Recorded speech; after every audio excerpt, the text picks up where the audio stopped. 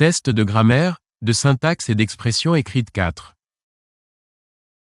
À quoi sert l'emploi du présent du subjonctif dans la subordonnée lorsque la principale est au présent de l'indicatif? A. À situer antérieurement l'action de la subordonnée par rapport à celle de la principale. B. À situer simultanément l'action de la subordonnée par rapport à celle de la principale. C. À situer postérieurement l'action de la subordonnée par rapport à celle de la principale.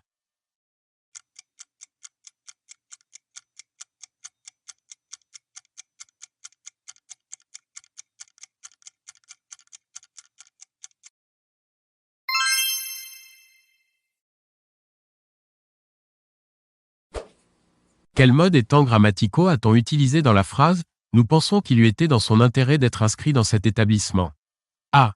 Indicatif. B. Subjonctif. C. Conditionnel. D. Impératif. 1. Présent. 2. Futur. 3. Passé. 4. Imparfait. 5. Plus que parfait. A. A1 B5. B. A2 B3. C. C2 D1. D. B3 C4.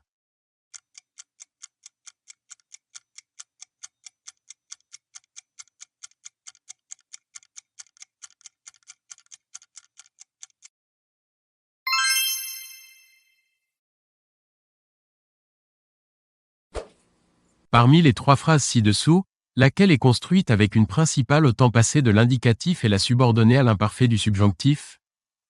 A. On croyait qu'il avait eu gain de cause dans son procès. B. On admettait bien qu'il eut tort de s'engager dans cette procédure.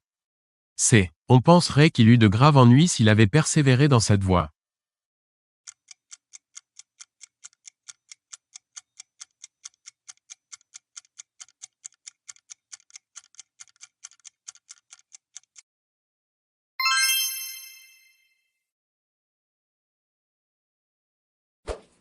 Ils diront bien un jour qu'ils ont tort aujourd'hui de vouloir défendre les dirigeants de cet État terroriste. Sous quel mode et dans quel temps grammatical est construite la subordonnée? A. Au passé simple. B. Au passé composé.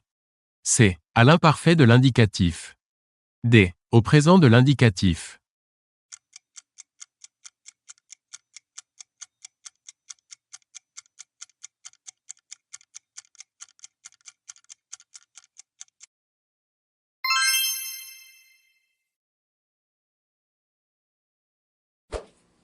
Si la principale est au conditionnel présent, la subordonnée pourra se mettre A. Au passé composé.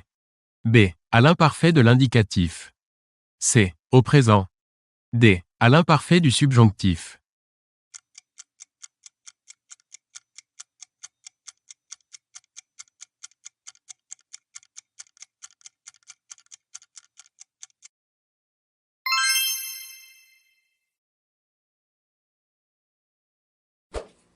Pour respecter la règle de la concordance des temps, si la principale est au présent de l'indicatif et que l'action de la subordonnée est postérieure à l'action de la principale, le temps du verbe de la subordonnée sera A. Au futur. B. Au conditionnel. C. Au subjonctif.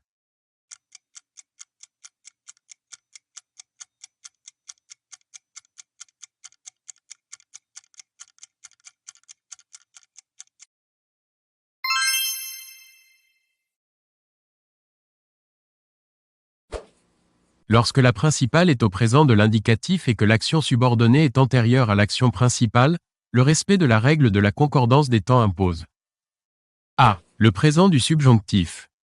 B. Le passé du subjonctif. C. L'imparfait du subjonctif. D. Le plus que parfait du subjonctif.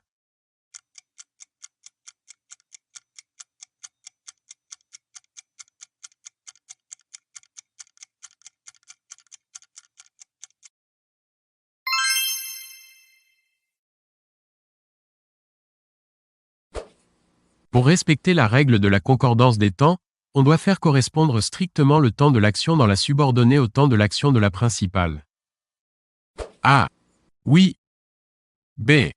Non.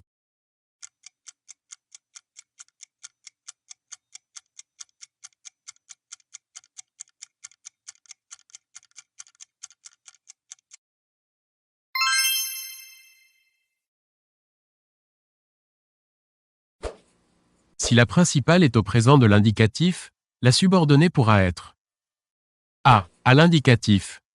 B. Au subjonctif. C. Au conditionnel. D. À l'impératif.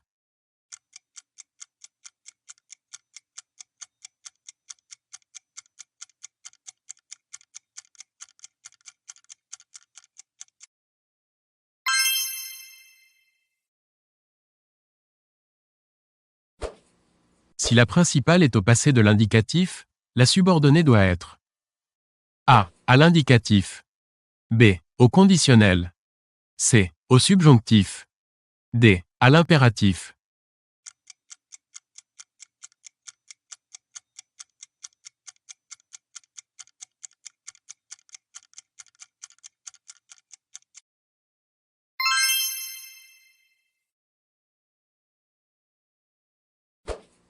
Quand l'action de la subordonnée est antérieure à l'action de la principale située dans le passé, le temps de la subordonnée doit être A. L'imparfait de l'indicatif. B. Le plus que parfait de l'indicatif. C. Le conditionnel présent.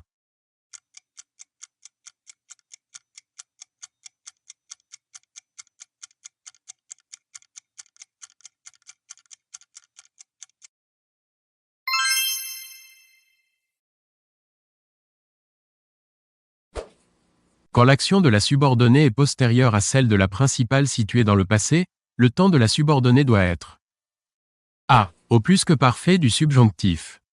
B. Au conditionnel présent. C. À l'imparfait du subjonctif.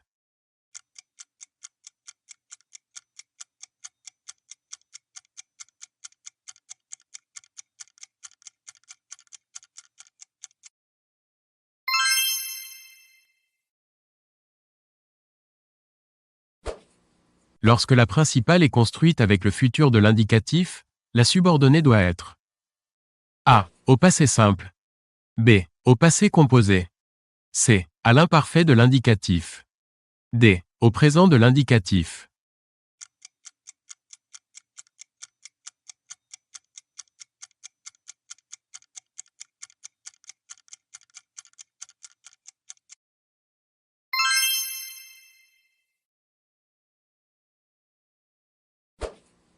Si la principale est au futur et que la subordonnée relate une action antérieure à celle de la principale, le temps de la subordonnée devra être A. Le passé du subjonctif.